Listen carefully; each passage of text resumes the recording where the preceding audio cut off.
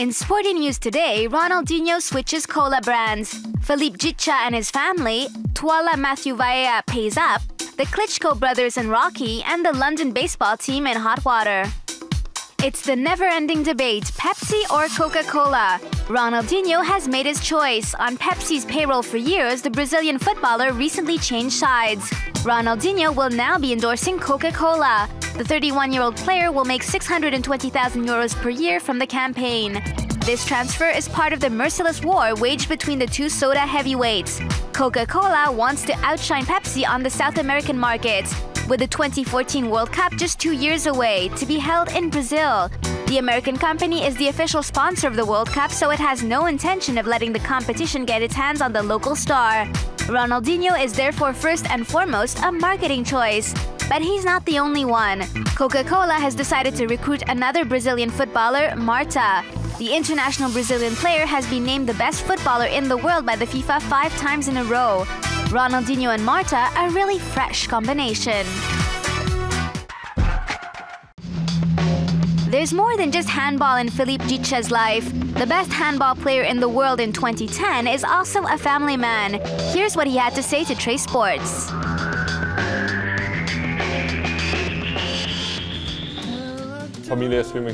Family is very important to me.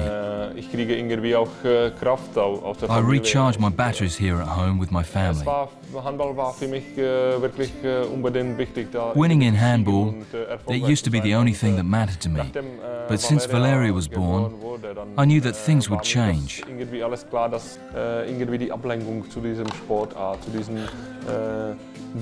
With the sport comes an enormous mental pressure and huge expectations to perform well and to win games. It's always there.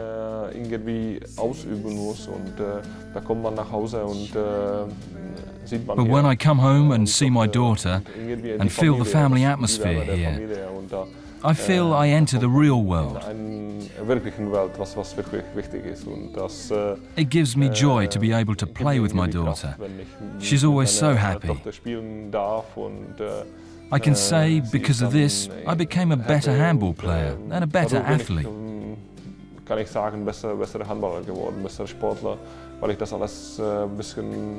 I can accept where the boundaries are much easier, where sport ends and real life starts. It benefits me and my sport. Tula Mathew Valea, the manager of the Samoa national team during the last Rugby World Cup, was fined by his village. Benched by his federation following the competition, the manager blamed his players and accused them of partying and drinking during most of the World Cup.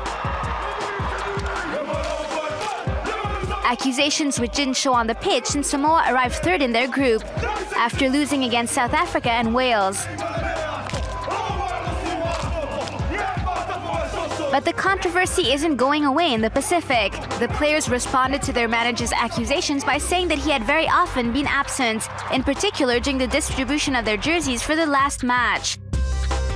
Unimpressed by the situation, the head of Tula Mathew Valea's village decided to fine the manager for disgracing his village. In keeping with tradition, he was fined 100 pigs. A fine that may make you smile, but it is taken very seriously in Samoa.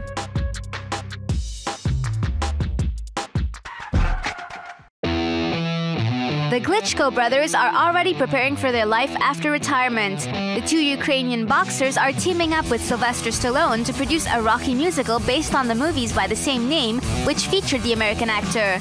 The first show should take place in November 2012 in Hamburg, Germany. In addition to producing the show, Vladimir and Vitaly are also in charge of training the actor who will play the main role to make his performance more realistic. So in a way, they will also be directing the show. They won't be starting their new careers straight away, since Vladimir Klitschko is facing Jean-Marc Marmec on December the 10th.